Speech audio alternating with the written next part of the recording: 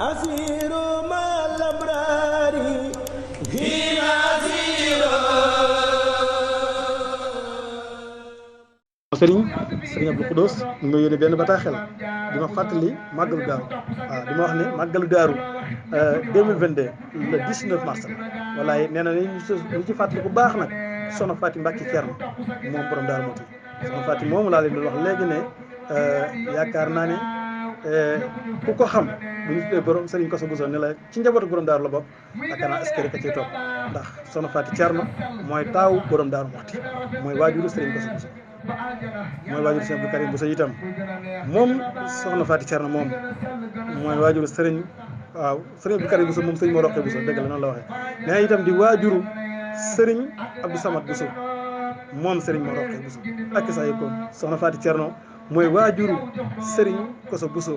moom Serigne moo roqee Bousso soxna Faty Thierno di taawu borom Daaru Muxti mooy waajuru soxna Ami Bousso moom Serigne moo roqee Bousso waaye soxna Faty Thierno mooy waajuru soxna Naar Bousso moom Serigne moo roqee Bousso di waajuru soxna Ummi Bousso moom Serigne moo roqee Bousso njabootam bu barkeel ji yàlla na yàlla fayal ñu leen moom borom Daaru Muxti ñuy waxtaan nag Cheikh Ibrahima Faty borom Daaru Muxti ab sëtam envoyé ma lii ci biir émission bi jàllale ko rek laay mën a def muy barkeeloo kon lii moo boole Serigne Kosso ak borom Daaru Muxti taaw borom Daaru yi yaayam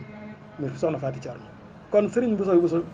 mu ngi waaj bis boobu te ànd ko mboolem njabootu Serigne Kosso gépp ak taalibe